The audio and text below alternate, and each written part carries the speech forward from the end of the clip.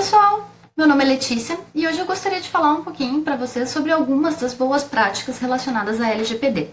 Algumas delas até são citadas dentro da própria lei, né, dentro dos artigos da própria lei, mas o principal é que elas mudam um pouquinho a forma como hoje a gente trabalha com os dados pessoais que a gente recebe, sejam dos nossos clientes, dos nossos colaboradores ou de pessoas que entram em contato com a gente através de marketing e tudo mais.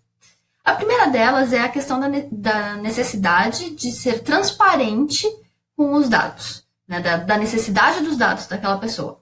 Então, por exemplo, se a gente coloca lá um formulário para a pessoa baixar um material na internet, a gente precisa deixar muito claro por que a gente está precisando daqueles dados. É para fazer um cadastro? É para ela entrar numa base de e-mail? Enfim, para que é? E ela precisa ter ciência, ela precisa ter clareza dessa necessidade, né, que esses dados vão ser utilizados para algo além do que ela está colocando. O segundo ponto importante é utilizar os dados apenas para os fins que a gente descreveu.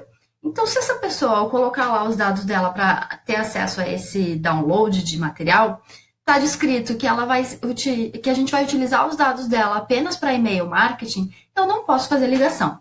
Eu tenho que utilizar apenas para e-mail marketing. Agora, se eu digo que vou utilizar para ligação, e-mail marketing e outros tipos de atividades, aí tudo bem.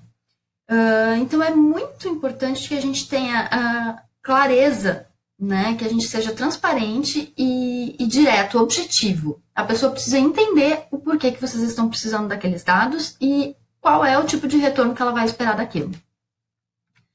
Além disso, não se pode deixar, por exemplo, as opções já marcadas, né? Quando a gente tem lá, aceito os termos de uso, aceito receber e-mail marketing, aceito receber SMS.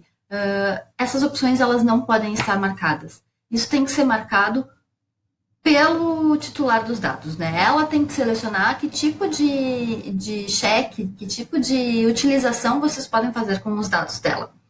Então, essa é outra boa prática que precisa ser modificada nas formas como a gente trabalha hoje em dia, né? Além disso, é muito importante ter cuidado com dados de crianças e adolescentes. Aqui entra principalmente quando a gente fala de aplicativos, funcionalidades que sejam destinados a esse público.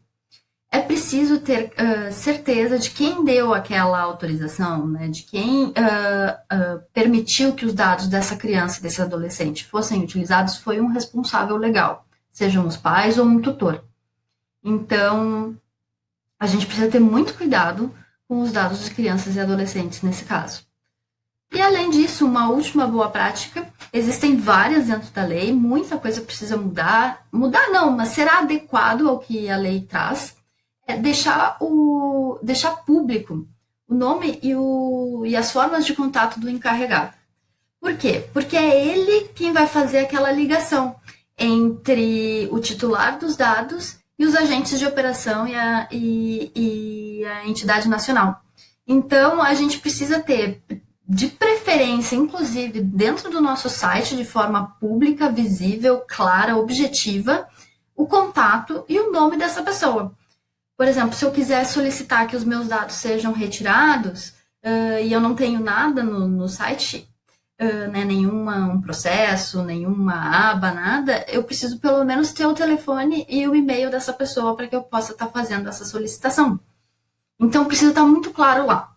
Inclusive em casos de denúncias, de mau uso dos dados e de inadequação ao que a lei tangencia e coloca. Então, esses são cinco das boas práticas que vêm junto com a LGPD. Ainda tem muito mais, tá? Mas a lei ela é bem extensa e vale a pena a gente se dedicar um pouquinho.